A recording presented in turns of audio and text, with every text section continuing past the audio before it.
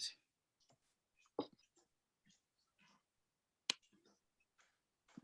El miércoles tienes clase tú. Tengo una capacitación. ¿A qué hora? De la 1 en adelante. Y un micrófono. Anda, que nos pedí Pamela. No, por aquí.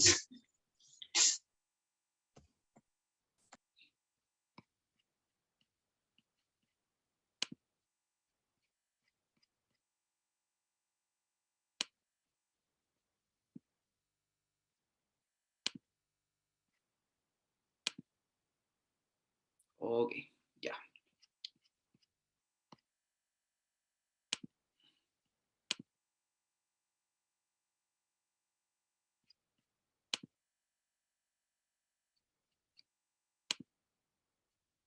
Ahora sí.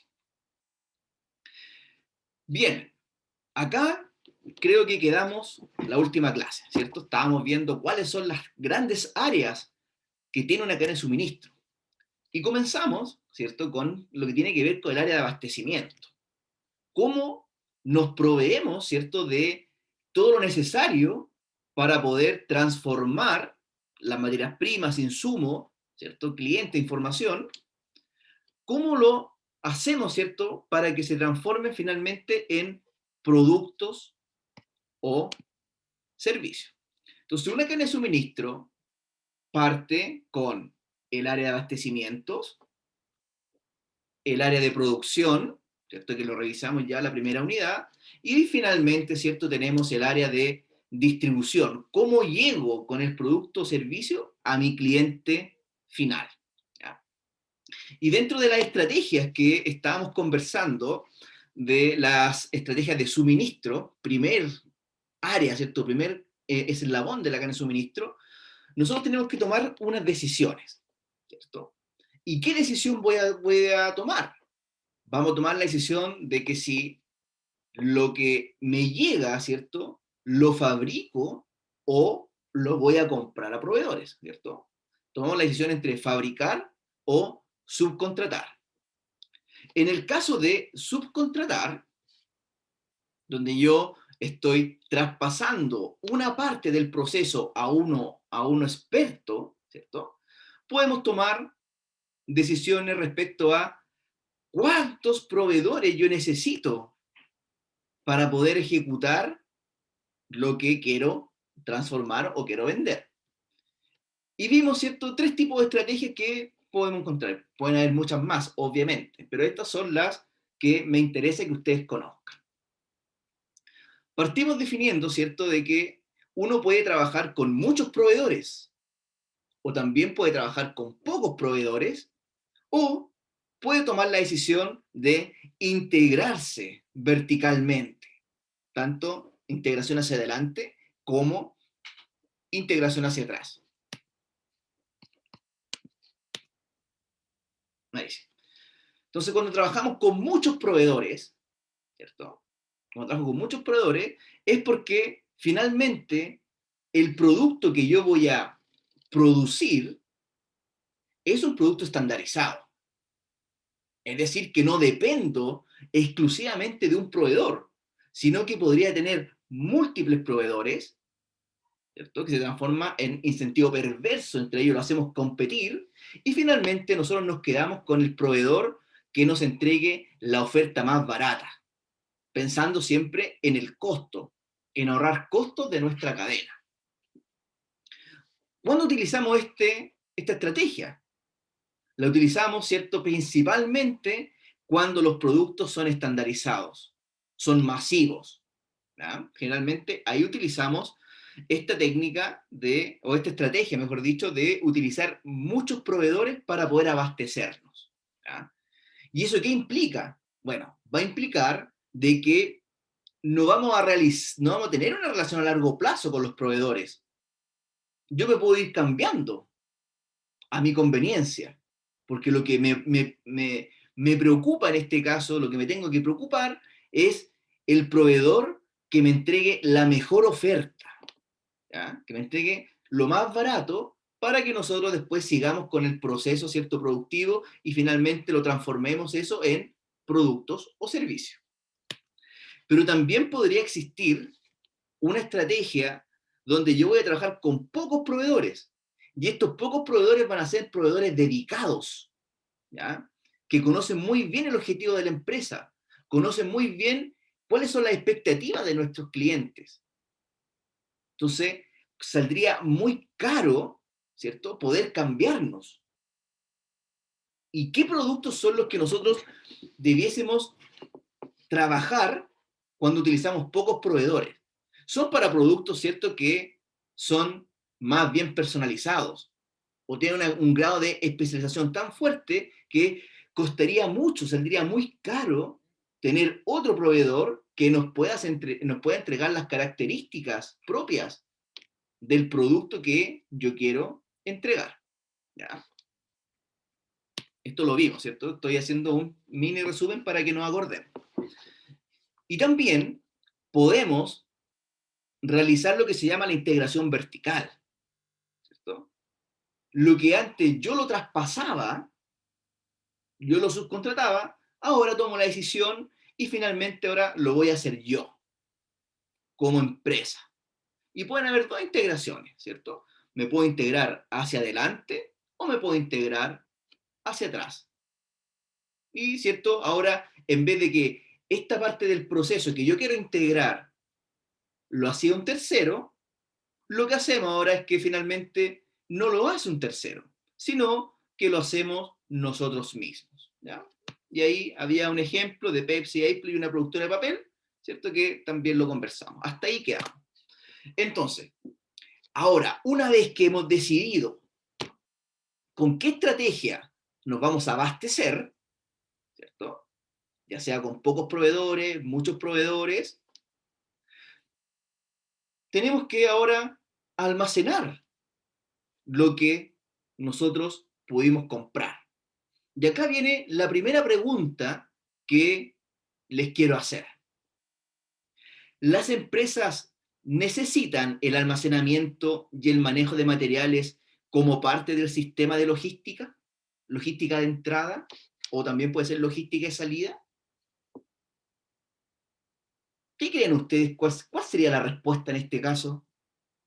¿Las empresas necesitarán el almacenamiento y manejo de materiales como parte de su sistema de logística? ¿Qué creen ustedes? Opiniones. Yo creo que sí, ¿Ya? porque tienen que ir como deshaciéndose un poco del stock que tienen, o si no, ¿dónde dejan el nuevo o los materiales que utilizan? Ya, muy bien, Bárbara. Muy buena respuesta. ¿Quién más? ¿Quién opina distinto?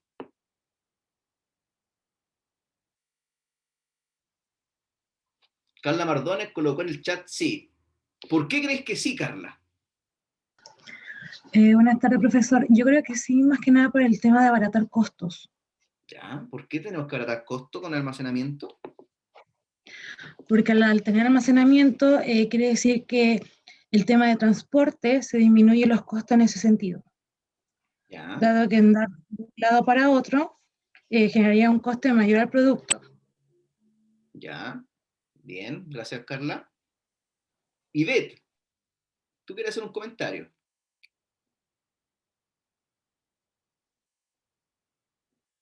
No, profe, yo quería opinar, o sea, que estoy de acuerdo con lo que mencionaba Bárbara, que sí es necesario para las empresas porque, por ejemplo, todo el stock de productos necesita tener un lugar donde dejarlos cuando están listos para luego como despacharlos o enviarlos a transporte, Perfecto, perfecto. como Muchas para gracias. mantener un orden. Súper bien. Bien. Yo creo que todos concordamos, ¿cierto? Y opinamos exactamente lo mismo, de que es súper necesario que las empresas tengan su bodega de almacenamiento o el manejo de materiales. ¿Y por qué? Porque existe la incertidumbre. Esa es la razón principal. Porque yo no conozco con certeza la demanda. Si bien uno puede hacer pronósticos de demanda, puede estimar, puede hacer ciertas estimaciones con algún grado de aproximación, pero siempre va a existir el grado de incertidumbre, ¿cierto? Y ese grado de incertidumbre, a nosotros, ¿qué nos hace? Nos hace que tenemos que abastecernos, tenemos que tener un colchón, ¿cierto? En el sentido figurado, ¿cierto? Un colchón de productos que de alguna manera nos ayuden con esta incertidumbre. ¿Para qué?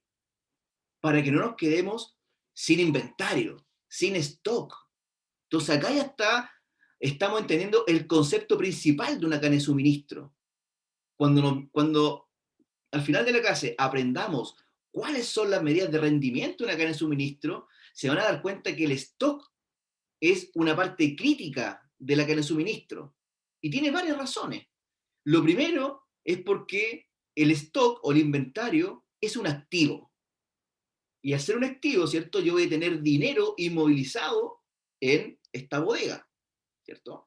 Y por lo tanto, como es un activo, se puede ir devaluando a medida que va pasando el tiempo. Si yo no tuviera incertidumbre y conociera con certeza lo que va a pasar, conozco con certeza la demanda, no es necesario tener una bodega de productos terminados o productos semi-terminados, porque lo que yo fabrico lo entregaría, porque conozco con certeza la demanda. Pero cuando no tenemos esta certeza y existe la incertidumbre, claramente tenemos que tener una bodega para poder guardar, primero, lo que viene de abastecimiento a través de un proceso de logística de entrada, o también puedo tener un sistema de almacenamiento para la logística de salida, cuando voy con el producto hacia mis clientes, ¿ya? Entonces, sí es necesario un sistema de almacenamiento y manejo de materiales. A ver acá, ahí va. Acá. Si la demanda por los productos de una empresa se conociera con seguridad, es decir, tengo la certeza, ¿cierto? Y los productos se pudieran suministrarse instantáneamente para satisfacer la demanda, teóricamente, sabemos que eso no es así, y es muy difícil que esto ocurra, ¿cierto? El almacenamiento no sería necesario, ya que no se mantendría ningún inventario. Pero como no es así, ¿cierto? Me voy a acumular inventario para poder protegerme del posible desabasto. Eso es lo que se llama tener inventario de seguridad. Y el inventario de seguridad nos va a servir para todas estas variaciones que podrían existir. Cuando exista un pic, por ejemplo, porque requieren nuestros productos. Un minuto, por favor, chicos, me están llamando por teléfono.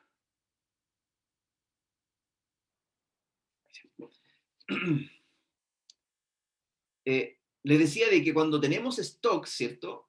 Eso lo hacemos para poder protegernos del posible desabasto, y eso es lo que se llama el inventario de seguridad. ¿Y cuando utilizamos el inventario de seguridad? Lo vamos a utilizar cuando existan estos posibles aumentos de demanda. Entonces van a requerir mucho inventario que nosotros tengamos, y ese inventario lo vamos a utilizar para que no nos quedemos sin stock, lo que se llama quiebre de stock, que para una empresa es terrible. Eso nunca puede pasar, porque estamos perdiendo una venta probablemente y estamos disminuyendo nuestros márgenes. Entonces, cuando tenemos un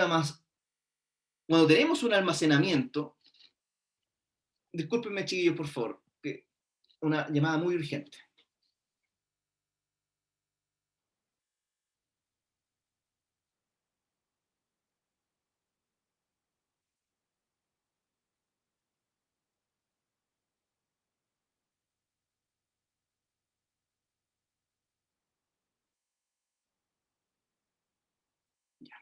Ahora sí, disculpen.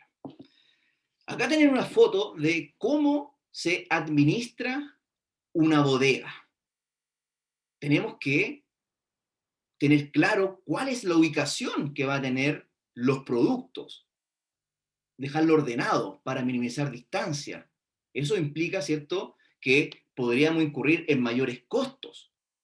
Y esta es una foto, ¿cierto?, que la sacamos de un libro ahí, Maclux 2017, donde todos los productos yo los tengo ordenados por rack.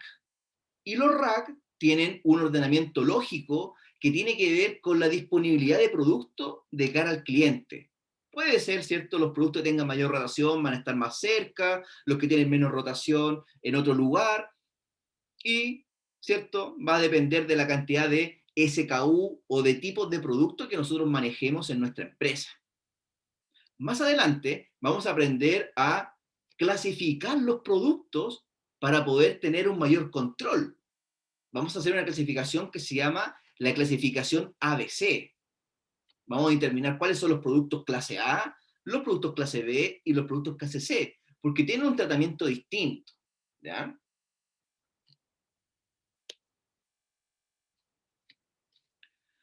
Los costos de almacenamiento y de manejo de materiales se justifican ya que pueden ser compensados con costos de transporte, producción y compras. Tenemos que ser eficientes en el costo, ¿ya? Si no somos eficientes en el costo, cada vez vamos a ir agregándole mayores costos a nuestra producción, a nuestro sistema, ¿ya? Por lo tanto, estos costos que yo podría incurrir en almacenamiento, yo los podría compensar disminuyendo los costos de transporte, producción y compras. La idea de que tratemos de manejar el menor costo posible, ¿ya? El menor costo posible, para que sea eficiente. El inventario o el costo de manejar un producto está alrededor del 25% del costo total del producto. Entonces es muy necesario que lo administremos de la mejor manera, ¿ya? Ahora, el sistema de almacenamiento puede separarse en dos funciones principales. ¿Cuáles son? La primera tiene que ver con el almacenamiento propiamente tal. ¿Y qué es el almacenamiento? Es la acción, ¿cierto?, de acumular el inventario en el tiempo. Entonces, a medida que voy produciendo, yo tengo que ir guardando este producto en las distintas bodegas que yo tengo destinado con un orden que lo definen, ¿cierto?, dependiendo la rotación del producto, el origen del producto, la característica del cliente, etc. Pueden haber muchas características para poder determinar cuál es la mejor alternativa de distribución, ¿cierto?, de los rack con los productos. Y lo otro muy importante que tenemos que preocuparnos al momento de trabajar el almacenamiento tiene que ver con el manejo o la manipulación. ¿Y qué es el manejo y la manipulación? Bueno, tiene que ver con todas estas acciones pequeñas de movimientos del producto. Por ejemplo, las actividades de carga y descarga, movimientos, ¿cierto?, interempresas. Del producto terminado, lo llevo a la bodega, ¿cierto? Lo almaceno, lo guardo, lo retiro, etcétera. Lo vamos moviendo el producto. El traslado de producto hacia y desde las diversas ubicaciones dentro del almacén, ¿cierto? Puede ser la logística interna de la empresa, mover ciertos productos para poder finalmente dejarlo en la ubicación final para el siguiente proceso que se llama el proceso de picking, de preparar el producto para poder llevárselo a nuestro cliente. Conversemos ahora sobre la distribución, ¿ya? Pasamos del área de abastecimiento, producción, que ya lo vimos, ¿cierto? Las distintas, cómo voy a diseñar mi sistema productivo, y lo que tenemos que hablar ahora es, bueno, una vez que yo hice el proceso productivo, definí cuál es mi sistema y tengo mi producto terminado y almacenado, lo que hacemos ahora es, bueno, ¿cómo llego con el producto hacia mi cliente? ¿Cómo lo distribuyo? ¿Cómo hago la logística de salida? Y acá viene lo que yo les contaba anteriormente. El transporte puede representar hasta el 25% del costo de los productos. Entonces también una decisión súper importante que tenemos que preocuparnos es definir qué tipo de transporte es el que nosotros debiésemos ocupar para realizar las operaciones logísticas. Tenemos que poner en la balanza, ¿cierto? ¿Qué es lo que quiero? Rapidez versus costo. Y va a depender también de las características propias del producto. Porque puedo elegir un transporte que es rápido, pero podría ser muy costoso. Y al ser costoso, va a aumentar mucho el costo total del producto y no tendríamos un equilibrio.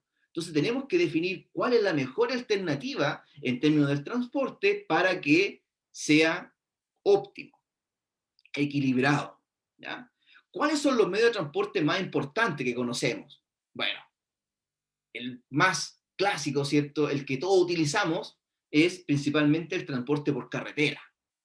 Muy versátil, ¿cierto? Podemos llegar a cualquier lugar, ¿cierto? También tenemos el transporte por ferrocarril. También se utiliza mucho el transporte por ferrocarril para transportar grandes volúmenes de carga. Tenemos el transporte aéreo. Tenemos también el transporte por vías navegables. Tenemos el transporte por tuberías, que también es un sistema de transporte cuando se puede transportar agua, gas, petróleo, por ejemplo, por tuberías. Y también puede existir lo que se llama el transporte multimodal, que puede ser una combinación de todos los distintos tipos de transporte. ¿Cuál es el canal de comunicación? ¿Ya? Canal de comunicación. Bueno, tenemos por un lado nuestros proveedores. Y nuestros proveedores, para poder llegar a la fábrica, pueden utilizar distintos tipos de transporte, como el transporte aéreo, marítimo, terrestre, por ejemplo.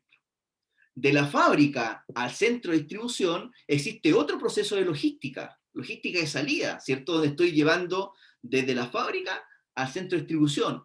Y también podemos ocupar múltiples plataformas para poder llegar con el producto a destino final. Puede ser también transporte aéreo, marítimo, terrestre. También va a depender, obviamente, la distribución logística que tenga la empresa. ¿No? Si tengo la fábrica en un continente y el centro de distribución va a estar en otro, claramente los medios de transporte van a cambiar, ¿cierto? Puede ser operaciones internacionales que existen mucha distancia entre dos puntos de destino. ¿Ah? Y también, ¿cierto? Podría ser de que ahora yo quiero mover el producto de mi centro de distribución para llegar a la tienda de los mayoristas.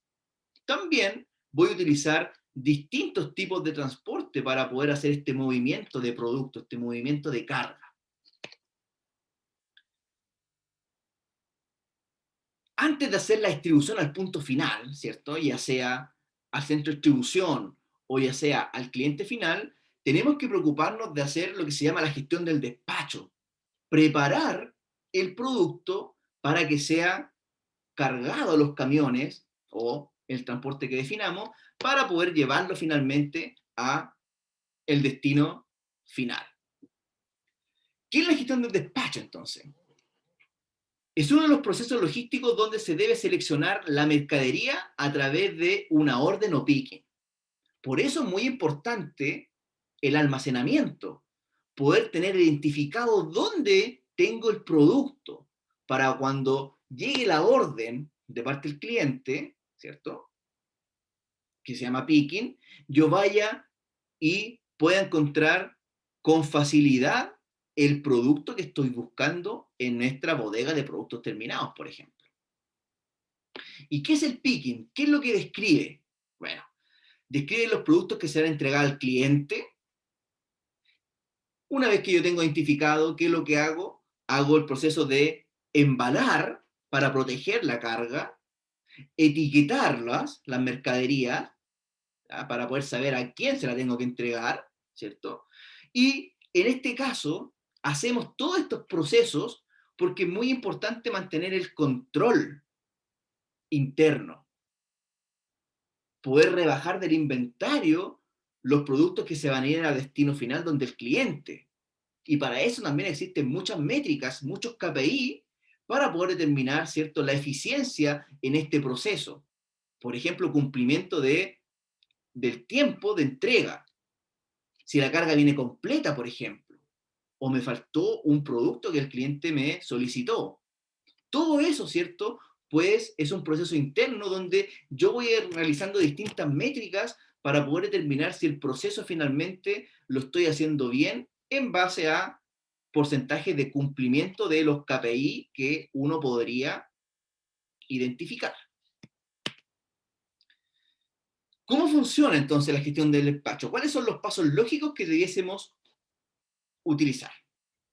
Primero, ¿cierto? Tengo que seleccionar la mercadería, ir a buscarla a mi bodega de productos terminados en la ubicación que yo le di, ¿cierto? Inicialmente, para poder ir a buscarlo. Una vez que identifico cuál es la mercadería que el cliente me pidió, ¿cierto? ¿Qué es lo que hacemos? Hacemos el embalaje para proteger la carga y el etiquetado. Y el etiquetado, ¿cierto?, nos va a permitir rebajar del inventario lo que voy a llevar al cliente. Para el transportista también es súper importante el etiquetado para que él sepa a quién le tiene que entregar la mercadería, ¿cierto? Y obviamente eso nos va a servir para que nosotros tengamos nuestro control interno de los distintos KPI que quiera controlar. Hago el control, selecciono el destino, tengo la documentación necesaria para poder hacer la estiva de la carga y finalmente llevo la carga al andén donde vamos a cargar finalmente el producto seleccionado. ¿Cómo hacemos ahora la preparación del pedido? ¿Cuáles son los pasos que debiésemos utilizar? Primero, ¿cierto?, la verificación. Revisar si es que tengo la disponibilidad del producto, ¿cierto? Muy importante, y para eso es súper importante mantener un control del inventario para saber si realmente tengo o no tengo stock, si cuento o no cuento con el producto que el cliente me está pidiendo. Hago la paletización, ¿cierto? Para que quede en un sistema estándar, que son los pallets, ¿cierto? Ustedes ven los pallets, todos los pallets tienen la misma medida, 1 metro por 1,20 metros, que es una medida estándar que, ¿cierto? Si yo lo llevo a otro sistema de transporte, simplemente traspaso el pallet y el pallet se carga, ¿cierto?, a el otro medio de transporte.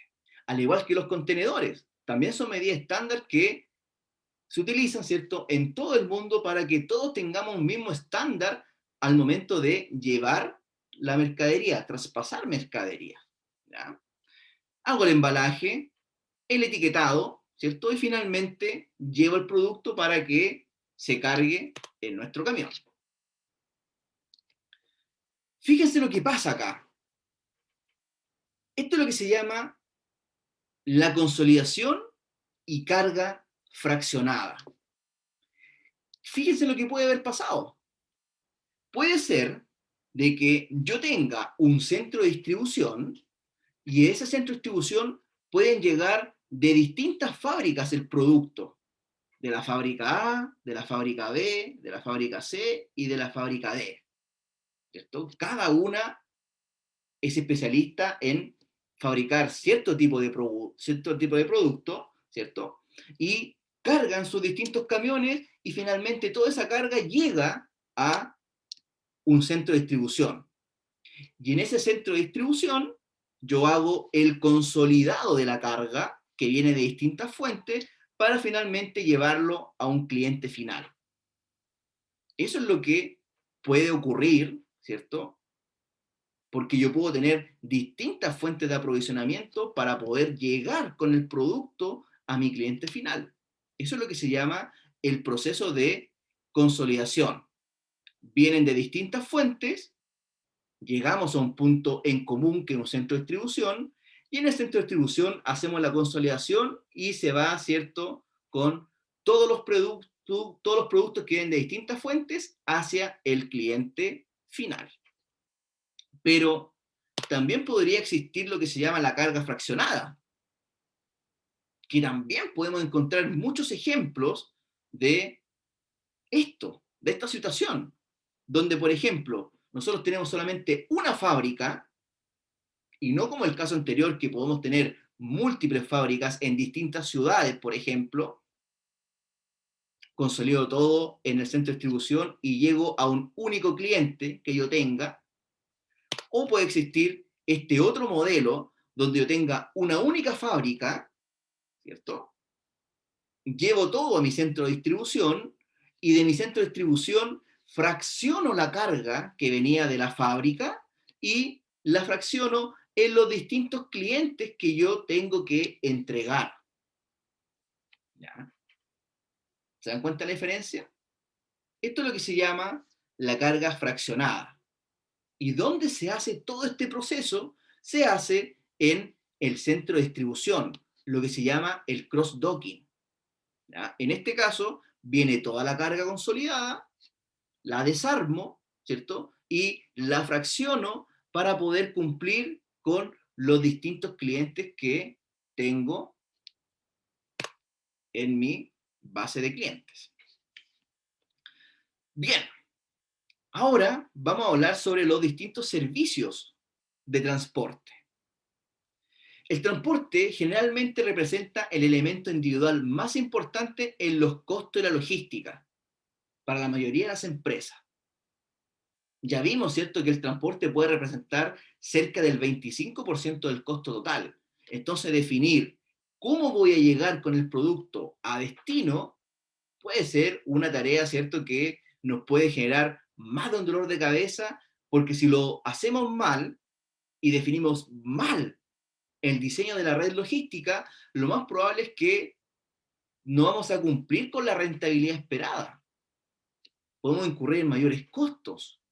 Y esos mayores costos, finalmente, ¿cierto?, se va a traducir en que no voy a tener la rentabilidad que el directorio definió, por ejemplo. Entonces, es muy importante poner mucha atención en cómo voy a hacer la logística, cómo voy a llegar con el producto al cliente final. Y acá viene lo que conversamos en la clase pasada, la subcontratación. Hay muchos casos, ¿cierto?, de que me conviene subcontratar cierta parte del proceso porque hay empresas que lo hacen mucho mejor que nosotros. Un claro ejemplo son los operadores logísticos, como por ejemplo DHL, Starken, Transportes Pipago aquí en Talca, por ejemplo, donde nosotros vamos a traspasar esa parte del proceso a empresas especializadas en la operación logística. Y de esa manera nosotros aseguramos de que el costo del transporte no va a variar. En cambio, si el transporte lo hacemos nosotros mismos, ¿cierto?, nos podemos integrar hacia adelante, por ejemplo, para hacer la distribución, pero podemos incurrir en mayores costos que se nos pueden escapar del presupuesto. Como por ejemplo, considerar las vacaciones, considerar los despidos, considerar las licencias médicas, considerar el recambio de neumáticos, las mantenciones de los camiones, etcétera, que pueden ser costos que se nos escapen de nuestro presupuesto de operaciones y finalmente, ¿cierto?, aumente el costo del producto y podamos quedar fuera por no ser competitivos, que podría pasar. Entonces, si ahora hablamos por el transporte de carretera, ¿ya? El transporte por carretera es uno de los transportes, ¿cierto?, o es la gran plataforma donde la gran mayoría de las empresas transporta su carga.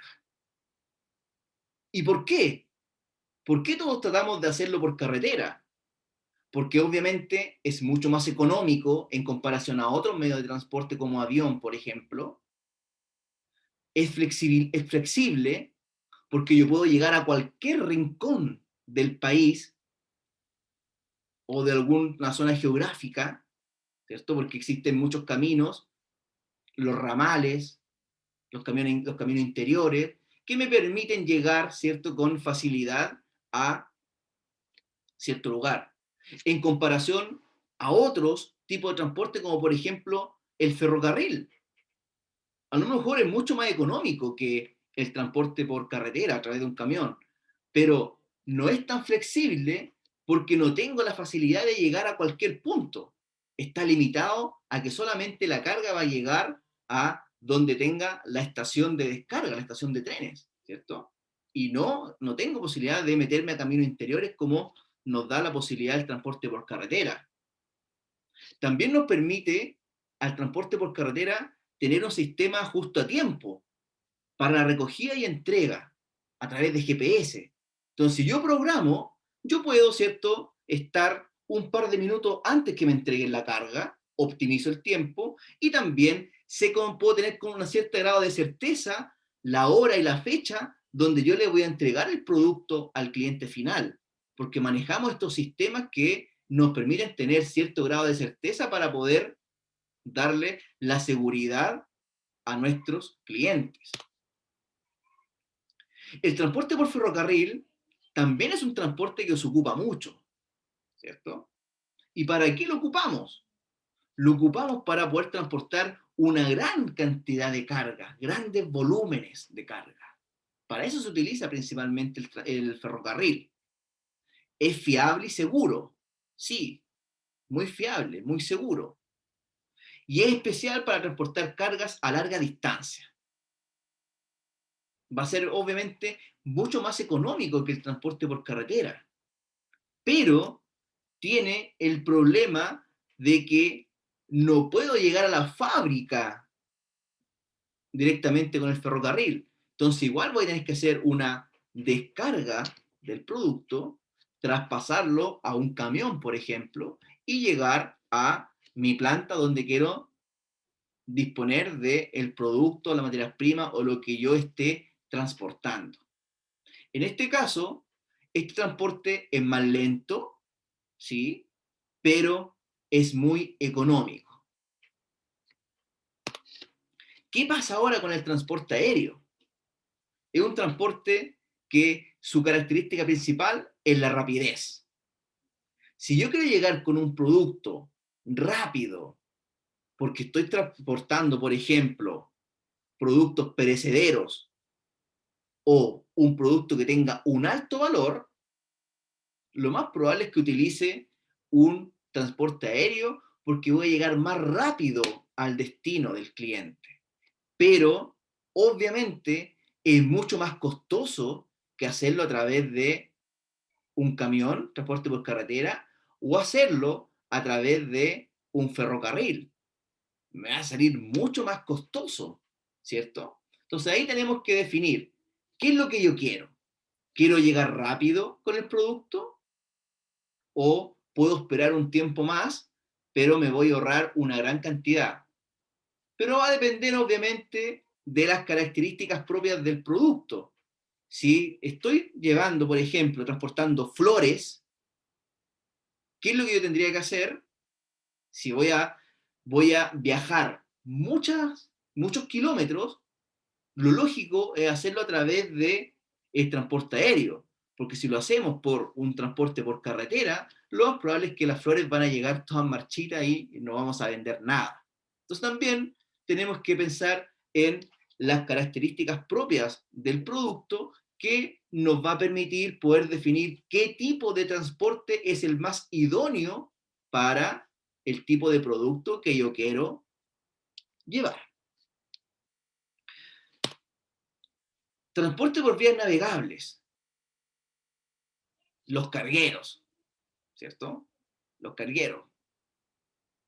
Son muy flexibles, sí, pero también están limitados a que yo puedo llegar solamente a un lugar donde exista un puerto, al igual que el caso de los aviones, ¿cierto? Solamente van a poder aterrizar en las ciudades donde exista un aeropuerto que cumpla con las condiciones de que sea un aeropuerto para carga o descarga de productos.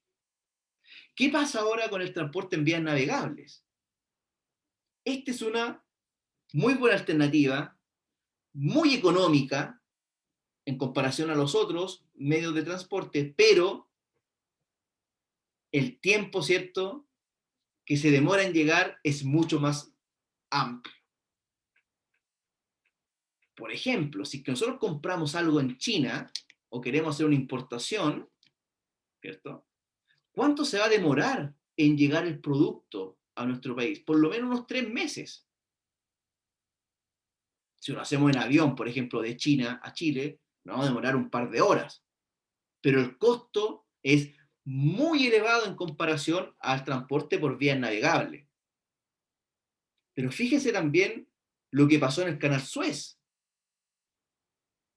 Un carguero, ¿cierto?, quedó varado ahí porque se desorientó hubo problemas de viento, ¿cierto? No sé qué otros problemas técnicos habrán habido, y generó un tremendo taco, y eso generó también pérdidas millonarias para la economía. Fíjense lo que pasó. Muy terrible eso. ¿Mm? También tenemos el factor de la congestión portuaria.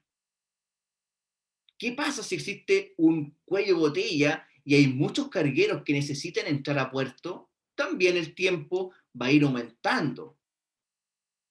¿Qué pasa si los trabajadores de la aduana están en problemas o están simplemente en huelga? Que pasa mucho.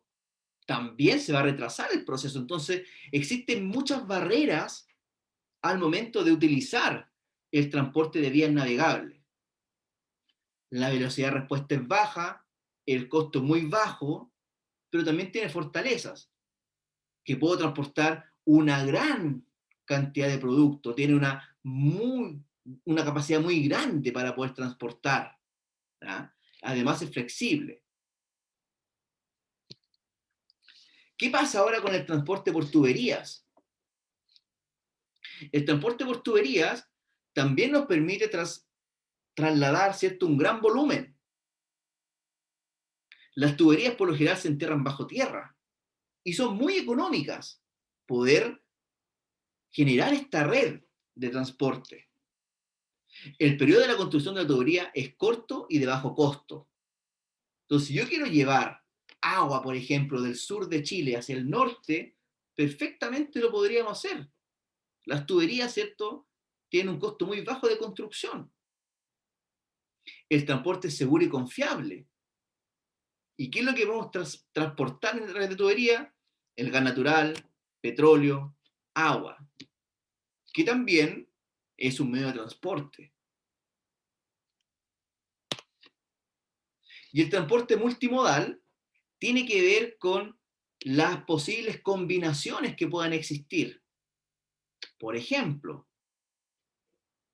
el ejemplo de China, ¿cierto? Yo compro en China o estoy importando algo, viaja a través de vías navegables en un carguero, llega al puerto, viene, ¿cierto?, el camión, lo llevo, cargo, los contenedores, los containers, por eso son medidas estándar para poder traspasar fácilmente la carga.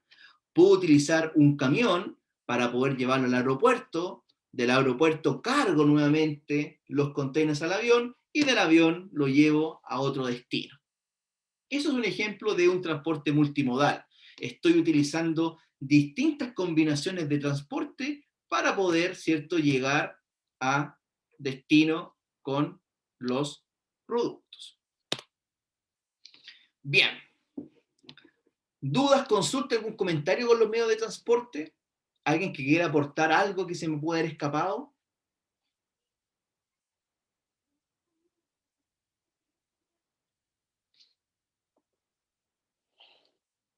¿No? Ya, vamos avanzando. Ahora les quiero contar, ahora que ya tenemos la mirada completa, ¿cierto?, de que existen movimientos entre dos puntos que se llama logística y la cadena de suministro son todas las actividades que involucra toda la cadena, desde los proveedores hasta el cliente final. Si nosotros miramos la gráfica que ustedes tienen acá, se van a dar cuenta de que existen muchos movimientos, desde la bodega hasta centro de distribución, de centro de distribución hasta el comprador. Como existen tantos movimientos, esto nos faltó también el movimiento interno de la fábrica o de los proveedores hacia la fábrica, pueden existir muchos riesgos en la cadena de suministro.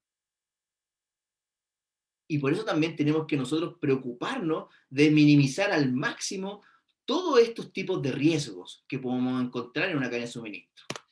Como por ejemplo, los que tenemos acá. Puede existir un riesgo en el fallo del proveedor del envío. Y eso nos pega directamente en el bolsillo. Porque a lo mejor el cliente, si llega tarde, ¿cierto?, nos puede aplicar una multa, o simplemente no recibe el producto, y podemos tener, ¿cierto?, múltiples problemas. Entonces, ¿qué es lo que nosotros debiésemos hacer para poder minimizar estos riesgos que podemos nosotros tener en nuestra cadena de suministro? Podemos utilizar el uso múltiple de proveedores. Por eso el área de compras es muy importante para poder seleccionar el proveedor que, en este caso, ¿cierto?, nos va a hacer cierto trabajo. Tener contratos eficaces con multas. Si ellos no cumplen, le aplicamos una multa. Subcontratistas disponibles de reserva. Siempre tenemos que tener un plan B. La cadena no se puede cortar. Tenemos que seguir operando, ¿cierto? Si nos falla un proveedor, plan B, tengo que tener otro. Planificación con anticipación, para poder, ¿cierto?, anticiparnos a los posibles riesgos que podrían existir en el fallo del proveedor en el envío. También pueden existir los fallos en la calidad del proveedor. Y para eso, ¿cierto?, tenemos que hacer una selección cuidadosa del proveedor que vamos a utilizar para que nos haga, ¿cierto?, la logística de salida, por ejemplo, si estamos hablando de distribución. O si nos queremos abastecer, también es importante hacer una buena selección del proveedor, hacer un entrenamiento, certificación y supervisión. Pero para ello, ¿cierto?, tengo que tener un contrato más a largo plazo con los proveedores. Y ahí debes utilizar la estrategia de pocos proveedores, pero confiables. Una relación a largo plazo, para que podamos entrenarlo, que se puedan certificar, que tengan supervisión. En comparación a que si yo tengo muchos proveedores, puede existir claramente una falla del proveedor, porque no tengo una relación más allá de la compra que yo le pueda hacer en el momento. ¿Ya? Retrasos logísticos y daños. También es un gran riesgo de cara al cliente. Llegar tarde con el producto, ¿cierto? Acá, ¿qué podemos hacer? Distintas modalidades de transporte y almacenes múltiples. Tener centros de distribución en puntos estratégicos para poder minimizar los posibles retrasos logísticos en la entrega del producto final. Un embalaje seguro para que no se dañen la mercadería. Un buen proceso de picking, ¿cierto?, para poder proteger el producto. Contratos eficaces con multas, también. Pueden haber riesgos en la distribución, obviamente. Poner muchos riesgos, ¿cierto? Para eso hay que hacer una selección cuidadosa del transportista, trabajar con empresas que nos den seguridad, que sean operadores logísticos, lo que se llama los 3PL, tener una supervisión y contratos eficaces que podamos aplicar multas si hay problemas en la distribución del producto. Pérdidas o deformación de la información también es un gran riesgo. Tenemos que proteger nuestros sistemas, proteger nuestras bases de datos. Y obviamente puede ser también problemas de interpretación de la información. Los analistas de información pueden interpretar de una manera distinta la información y puede generar distorsiones en la información. Entonces, para eso también tenemos que tener un proceso de certificación, de entrenamiento de las personas que van a estar a cargo de la interpretación de la información. Súper importante también. Riesgo político. También es un riesgo, ¿cierto? Y para eso, ¿cierto?, hay que tener un seguro de riesgo político, diversificación internacional, ojalá estar en varios países por si hay un problema en un país, poder tener otra alternativa, ¿cierto? ¿Qué pasa si nuestra empresa está en Venezuela, por ejemplo? Hay un riesgo político tremendo. Nos pueden saquear los camiones o nos pueden simplemente requisar la mercadería. Entonces, por eso es mejor diversificar dónde yo quiero estar. Riesgo económico, también existe el riesgo económico. Cobertura para combatir el riesgo del tipo de cambio. Está muy volátil el precio del dólar, ¿cierto? O el precio del euro. Entonces, ¿qué pasa si yo compro a un precio, pero al día siguiente disminuye el tipo de cambio? Vamos a perder. Dependiendo de los volúmenes, puede ser una pérdida muy grande. Entonces, también podemos hacer contratos de compra con protección a estas fluctuaciones en el tipo de cambio, en el precio que se fije. Catástrofes naturales. Siempre también está ahí el riesgo, ¿cierto? Es posible riesgo. Y para eso podemos tener un seguro, un suministro alternativo, o también puede ser diversificación internacional. O si estamos trabajando en una zona de alto riesgo, por ejemplo. Robo, vandalismo y terrorismo siempre va a existir. Que no abran los camiones, que nos roben la mercadería, que rompan los seguros, ¿cierto? Entonces, para ello, una táctica que podríamos implementar es un seguro, protección de patente, medidas de seguridad que incluye la identificación por radiofrecuencia y GPS. ¿Ya? Esto se los quise contar, se los quise dejar acá para que tengan en su mente, ¿cierto?, de que pueden existir muchos riesgos porque estamos moviendo mercadería y estamos trabajando en toda la cadena de suministro, no solamente el área operativa, sino de que nosotros somos responsables de toda la cadena en su conjunto hasta llegar con el producto hacia mi cliente, el cliente final. Ok. Hablemos ahora sobre otro concepto que es súper importante que lo tengamos internalizado, y es lo que se llama el efecto látigo. El efecto látigo tiene que ver con la distorsión de la información que se va a ir traspasando entre los distintos eslabones de la cadena de suministro. Tenemos que pensar de que la cadena de suministro tenemos que mirarla como un todo. Y no solamente preocuparnos de producción, si nosotros somos fabricantes, no es una buena práctica que solamente nos enfoquemos en el área productiva y hacerlo bien ahí, ser eficiente, sino que tenemos que tener la mirada completa y mirar la cadena de suministro como un todo. Entonces, cada vez que se va traspasando información entre los distintos eslabones de la cadena de suministro, partiendo de los clientes al mayorista, del mayorista a la fábrica, de la fábrica al proveedor, puede existir distorsión en la información. ¿Y quién es el que finalmente va a sufrir esta distorsión en la información? Va a ser el que está en el primer eslabón de la cadena, que generalmente son los proveedores. Entonces, como existe mucha fluctuación en la información, ¿cierto?, que se va traspasando entre los distintos eslabones de la cadena de suministro, puede existir lo que se llama el efecto látigo, que va a ser esta fluctuación creciente de información. Y el que va a sufrir todo este efecto va a ser los proveedores generalmente, porque van a recibir todas las fluctuaciones de información que viene desde el cliente hacia el proveedor.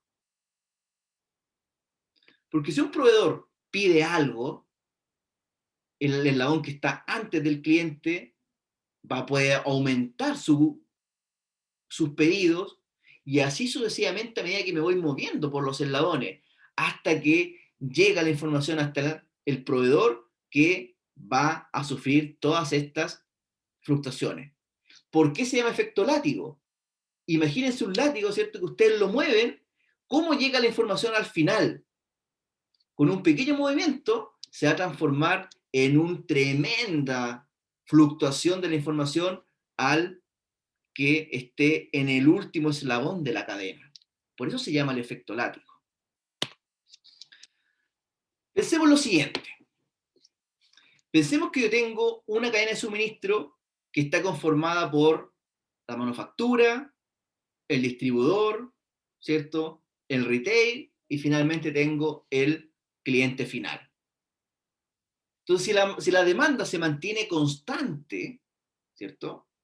Yo tendría que ir haciendo los distintos pedidos, porque el cliente final nos va a pedir al retail cierta cantidad. El retail le va a pedir al distribuidor otra cantidad. Y ahí ya empiezan a existir distintas fluctuaciones en la información, hasta que finalmente llega a la manufactura con una distorsión en la demanda que se puede apreciar en los distintos gráficos. Fíjense cómo se va moviendo la demanda a medida que va pasando la información entre los distintos eslabones de la cadena de suministro. Partimos con una demanda súper plana de información. Si la información se hubiese entregado de buena manera, compartida, y pensando en un todo como la cadena de suministro, no debiese llegar tan distorsionada la información a el manufacturero, a la fábrica. Y eso ocurre porque los distintos eslabones de la cadena están pensando en su conveniencia y no están pensando como un todo, no están pensando como cadena. Entonces cada uno se preocupa de eficientar sus costos al máximo.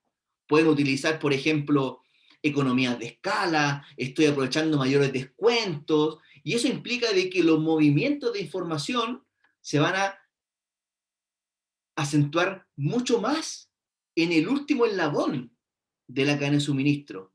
Fíjense cómo fue el impacto de la demanda del cliente y cómo llegó finalmente la información a la manufactura. ¿Cómo nosotros nos preparamos si somos proveedores? ¿Cómo nos preparamos con esta distorsión de la información?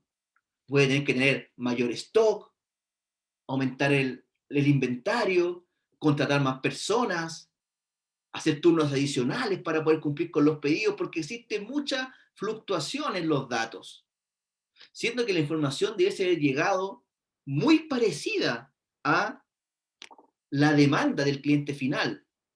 Mantenerte, ojalá, ¿cierto?, lo más plana posible, pero llegó con tanta fluctuación que finalmente va a pegar directamente en los costos del productor, por lo que le acabo de decir, mayores costos de inventario, de manejo, de personal, de materias primas, etcétera, etcétera, etcétera. Entonces, ese es el efecto látigo.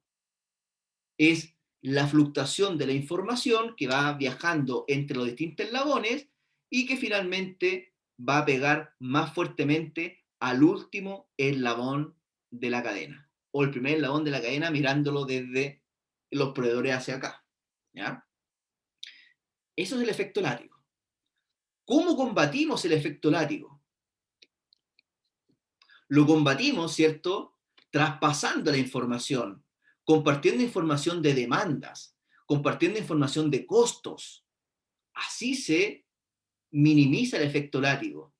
Si nosotros pensamos la cadena de suministro como un todo, no debiésemos tener tanta fluctuación. Obviamente pueden existir fluctuaciones, sí, de todas maneras.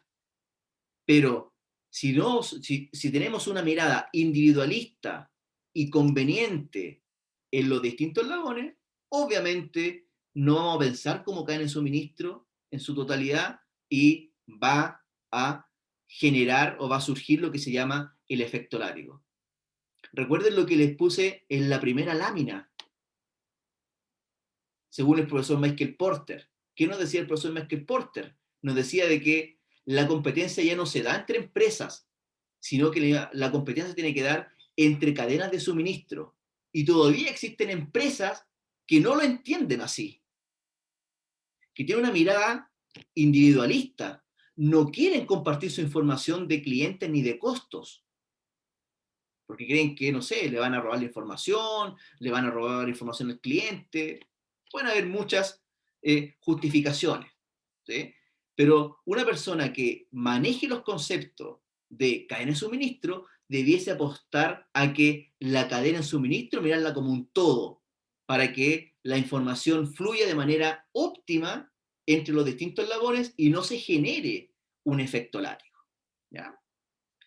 ¿Dudas? ¿Se entiende el efecto látigo?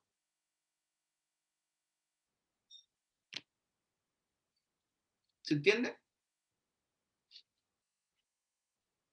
Si alguien tiene alguna Sí, duda, profe. me la comenta. ¿Ya? Bien.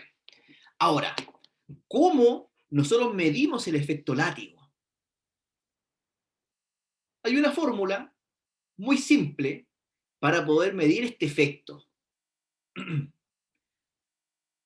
¿Cómo se calcula el efecto látigo? Es un cociente, ¿cierto? Un cociente, una razón, entre la varianza de las órdenes de pedido al proveedor versus la varianza de la demanda de los clientes. Lo que yo pido, ¿cierto? La varianza de lo que yo pido versus la varianza de las órdenes de lo que a mí me están pidiendo. Eso es el efecto látigo. ¿Cómo está variando los pedidos de lo que me están pidiendo a mí y lo que yo estoy pidiendo a mi proveedor? Ese es el efecto látigo. ¿Ya? Es un ratio, una razón que vamos a calcular. ¿Ya? Y se calcula, como les decía, como la varianza de las órdenes de pedido al proveedor, lo que yo le voy a pedir al proveedor sobre lo que mis clientes me están pidiendo a mí. Entonces la varianza se calcula con esa fórmula que ustedes tienen ahí, ¿cierto?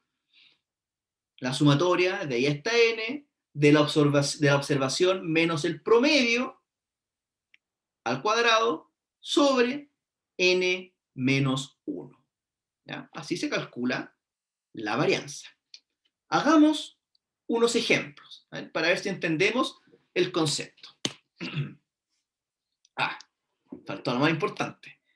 ¿Cómo interpretamos el efecto látigo? ¿Cómo interpretamos este ratio, ¿cierto? ¿Cómo interpretamos esta razón entre la varianza del proveedor sobre la varianza de la demanda de los clientes? Si el índice es mayor a 1, esto significa que el tamaño de los pedidos salientes de una empresa fluctúa más que el tamaño de su demanda. En términos simples, quiere decir que estoy pidiendo más de lo que necesito. Si el efecto látigo es mayor a 1, quiere decir que estoy pidiendo mucho más de lo que realmente estoy pidiendo. Si el índice látigo es igual a 1, significa que no hay amplificación. Eso es lo que nosotros tenemos que llegar a hacer, que el efecto látigo sea 1. Es decir, yo estoy pidiendo exactamente lo mismo que mis clientes me están pidiendo a mí. Entonces estoy trabajando con un stock mínimo, que es beneficioso para todos. En cambio, si el efecto látigo, el índice es mayor a 1, quiere decir que como yo estoy pidiendo más a mis clientes, a mis proveedores de lo que mis clientes me están pidiendo a mí, cada vez estoy acumulando más y más inventario.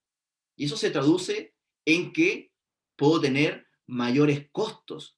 Costo de almacenamiento, costo de manejo de inventario, mayor recurso que tengo que tener invertido en los activos que son los inventarios, etc. En cambio, si el índice ahora es menor a 1, esto implicaría un escenario de alisamiento o amortiguación. Eso también no es bueno, que el índice látigo sea menor a 1. Porque ¿qué estamos diciendo? ¿Cómo lo interpretamos en términos muy simples? Que estoy pidiendo menos a mis proveedores de lo que mis clientes me están pidiendo a mí. Entonces, en ese caso, si yo no estoy cubierto con un stock, lo más probable que pase en ese caso es que tenga quiebres de stock. Y al tener quiebres de stock, son ventas perdidas, ¿cierto? Y todo lo que ustedes se puedan imaginar. Entonces, para poder minimizar este efecto látigo, el ratio que nosotros calculemos tiene que estar muy cercano a 1. ¿Ya?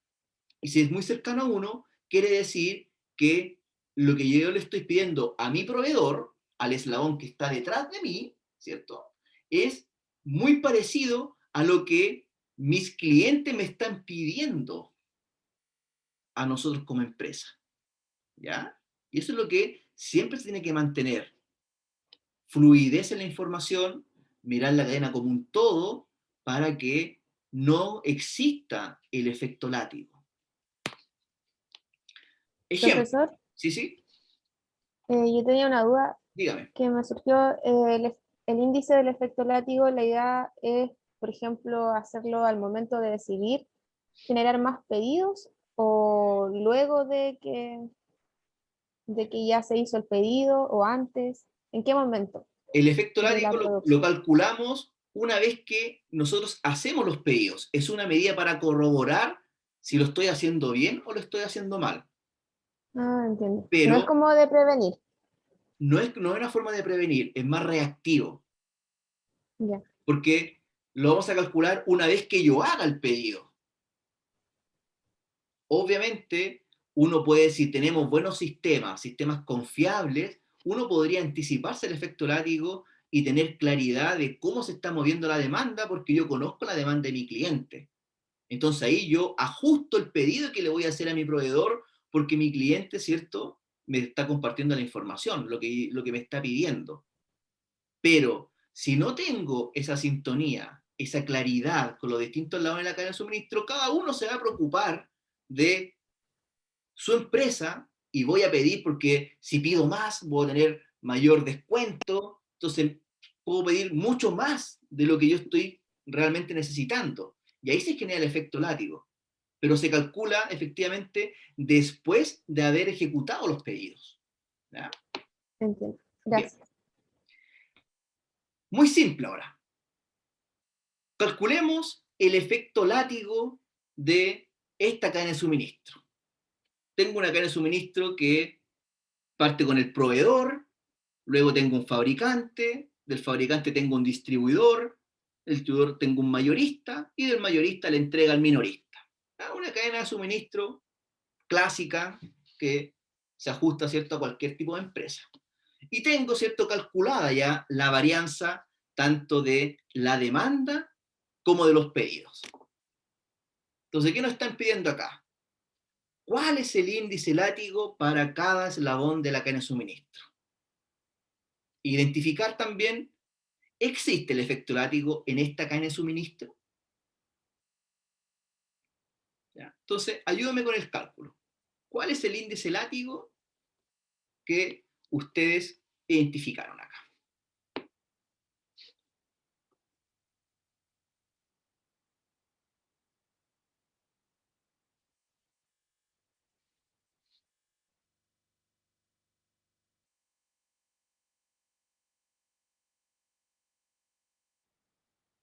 Recuerden que el índice látigo se calcula como la varianza de los pedidos sobre la varianza de la demanda.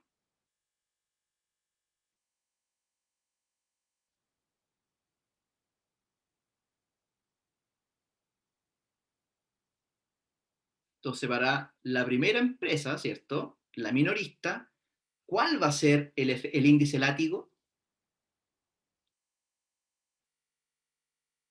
1,1. 1,1. ¿Ya? Bien.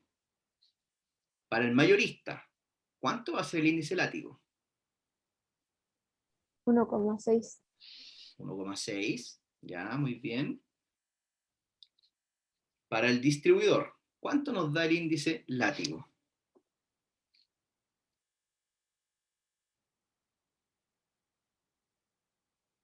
Igual 1,6 o 1,6. 1,7. 1,7, ya, perfecto. Para el fabricante ahora, ¿cuánto nos da el índice látigo? 2,5. 2,5, nos dice aquí Carla, ¿cierto? Y finalmente para el proveedor, ¿cuál es el índice látigo?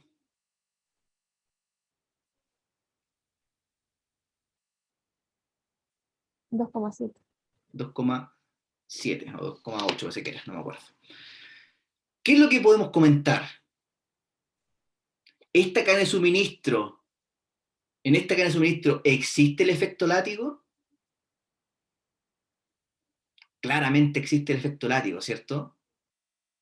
Porque si vemos, ¿cierto?, cómo está afectando al último eslabón de la cadena de suministro, llegamos con un índice látigo de 2,85. Quiere decir de que estoy pidiendo 2,85 veces más de lo que realmente necesito. Y eso se puede traducir, como les decía, en mayores costos de inventario, de almacenamiento, de manejo, de transporte, de tener dinero para los activos, etcétera, etcétera, etcétera. En comparación al minorista, por ejemplo, que tuvo un índice látigo de 1,1.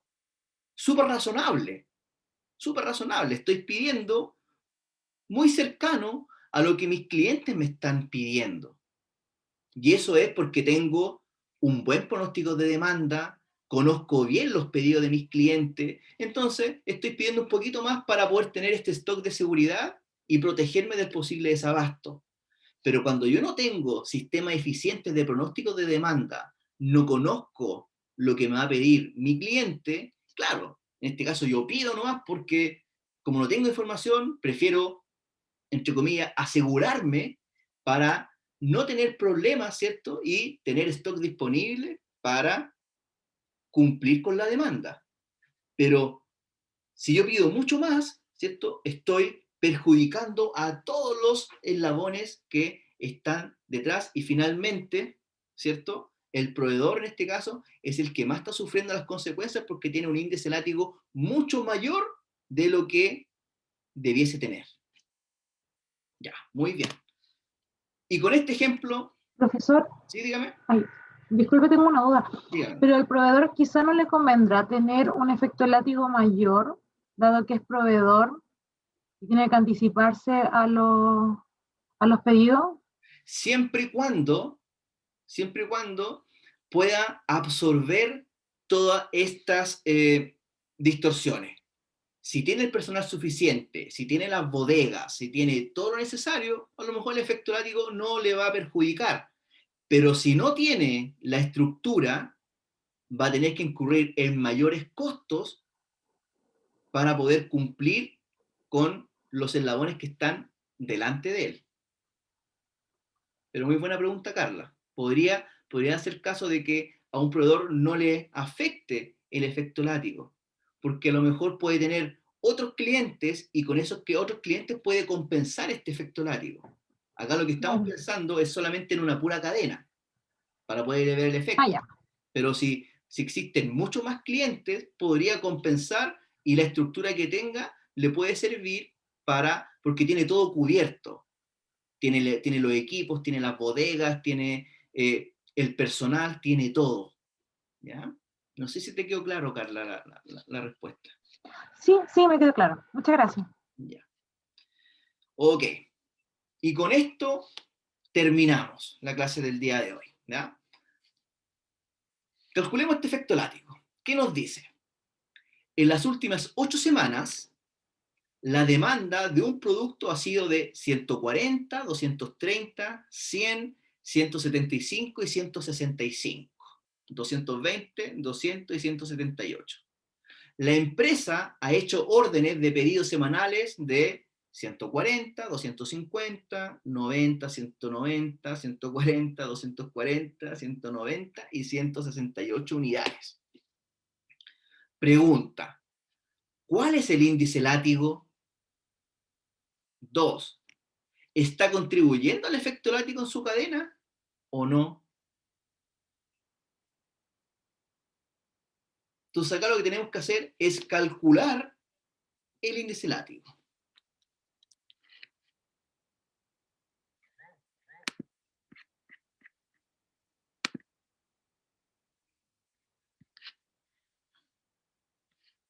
Les voy a subir también este documento que preparé. ¿Están viendo este documento, cierto? ¿O están viendo la presentación? ¿Qué están viendo? Se ve el documento. El documento. Ya, perfecto. Les voy a compartir este documento donde yo ya hice los cálculos del índice látigo. ¿Ya? Entonces acá está calculado para el primer ejemplo que hicimos y acá está el segundo ejemplo, ¿ya? El ejemplo número 2. ¿Cómo lo debiésemos hacer? ¿Ya? ¿Cómo lo debiésemos hacer? Lo primero que tenemos que hacer para poder calcular el índice látigo, cuando tengo muchas observaciones, en este caso tengo 8 semanas de observaciones, es que lo primero que tengo que hacer es calcular el promedio. ¿Ya? Calcular el promedio. Entonces, lo primero que voy a hacer es el cálculo para la varianza de pedidos. Voy a calcular la varianza de los pedidos. Primero, calculo el promedio. ¿Ya?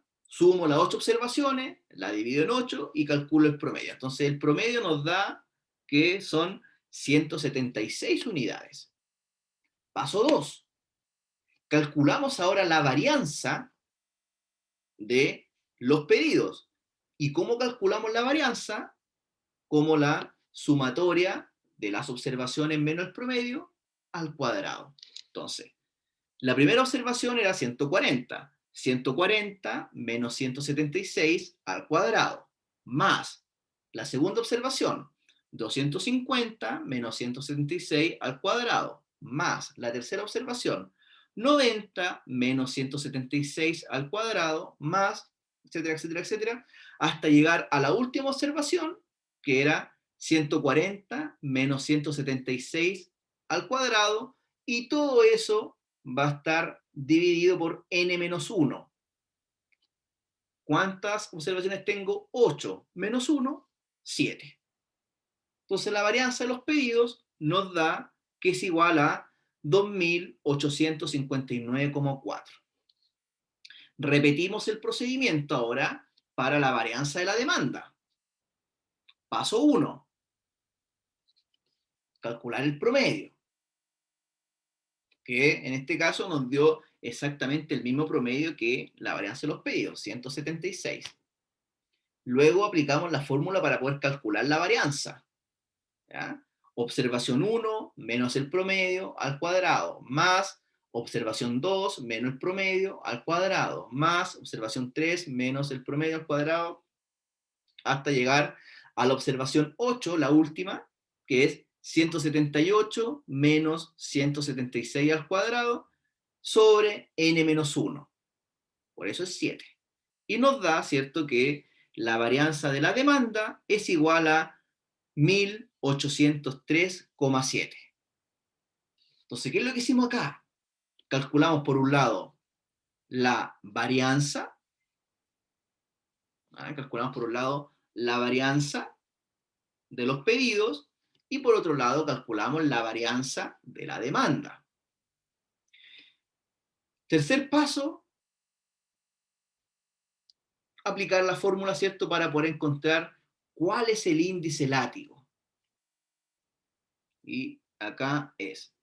El índice látigo, entonces, va a ser igual a la varianza de los pedidos sobre la varianza de la demanda, y nos da, ¿cierto?, que tengo un índice látigo de 1,58.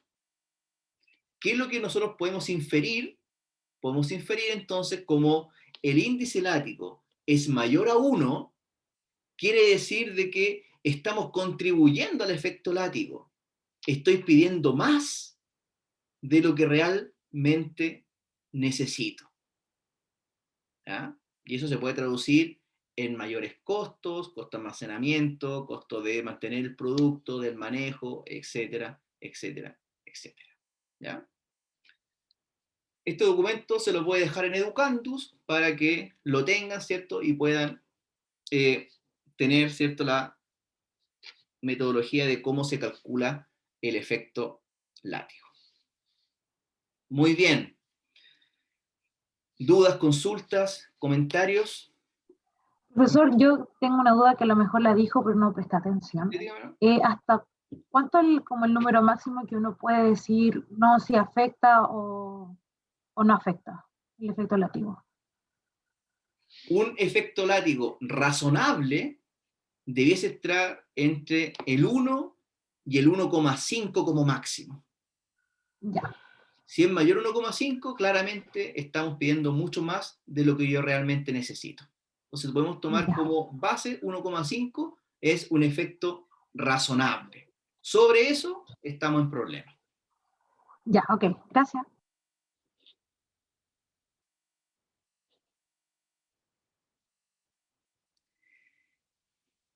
Muy bien. ¿Hay alguna otra duda, otro comentario? No alcancé Profe, a... Sí, sí. profe, ¿puede poner el ejercicio de nuevo, por favor? ¿El ejercicio nuevamente? Sí, por favor. Ya. Que tengo una duda sobre las órdenes de pedido y la demanda de los clientes. Vamos a hacerlo al tiro. A ver.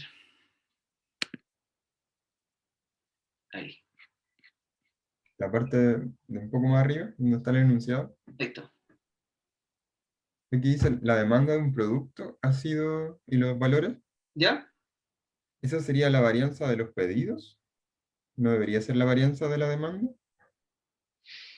O sea, sí. En la última semana la demanda de un producto ha sido... Ahí te están diciendo de que tu cliente te ha pedido esas cantidades. ¿Ya? ¿Ya? Es decir, sería la varianza de la demanda que estaría acá. De la demanda de tu cliente. Tu cliente durante estas 8 semanas te ha pedido cierta cantidad. Por eso sería la varianza de la demanda.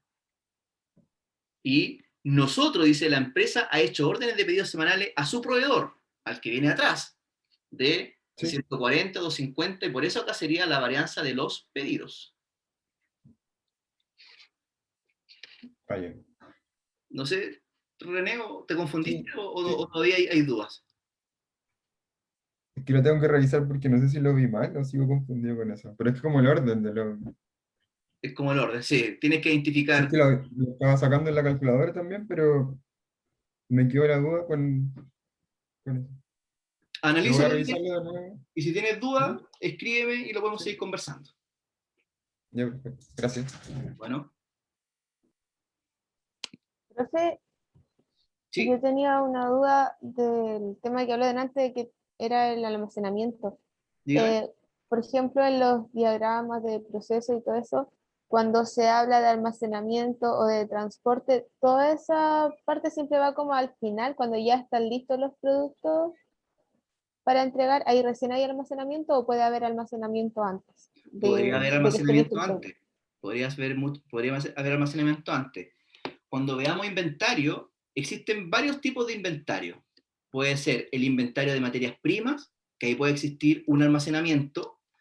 Existe también lo que se llama el inventario de trabajo en proceso, WIP, que también puede existir un almacenamiento de productos que todavía no están procesados 100%, y puede existir también el almacenamiento de productos terminados. Entonces podría eventualmente existir almacenamiento en cualquier parte del proceso productivo, no solamente al principio y al final, también podría haber al medio del proceso. Entiendo. Gracias. Y las empresas podrían tener también bodegas distintas, bodegas para productos terminados, bodegas para materias primas y bodega para producto en proceso. También podrían hacer esa separación las empresas. Ya. Gracias, profesor. Gracias a ti.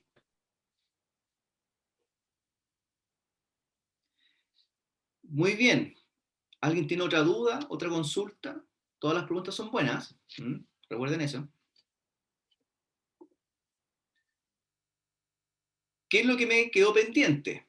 Quedamos pendientes de ahora analizar, aparte del efecto látigo, ¿cierto? Porque eso nos va a decir cómo la información ha viajado en los distintos eslabones de la cadena de suministro, nos va a determinar si los pedidos están siendo eficientes o no, si estamos pidiendo la cantidad necesaria para poder operar. Pero ahora lo que tenemos que definir es si en su totalidad la cadena de suministro está siendo eficiente, y para eso existen métricas que lo vamos a ver la próxima semana, que nos va a indicar si la cadena de suministro está siendo o no está siendo eficiente. ¿Cuáles son esas métricas? Vamos a revisar la rotación del inventario, vamos a conocer el porcentaje de inventario que tengo yo invertido, y vamos a ver las semanas de suministro que yo podría absorber con el inventario que yo tengo. ¿Ya? Eso es lo que vamos a ver la próxima clase. Medidas de rendimientos de la cadena de suministro que están en base a el stock al inventario que se genera en la cadena de suministro. ¿Ya? Bien, si no hay dudas, si no hay comentarios, dejamos la clase hasta acá. Espero de que tengan una excelente semana, que les vaya súper bien y los espero el próximo lunes. ¿Ya? Cuídense, que estén muy bien. Chao. Chao, Chao, profe, profe, gracias. Gracias, chao. Chao, chao. Chao, profe. Chao.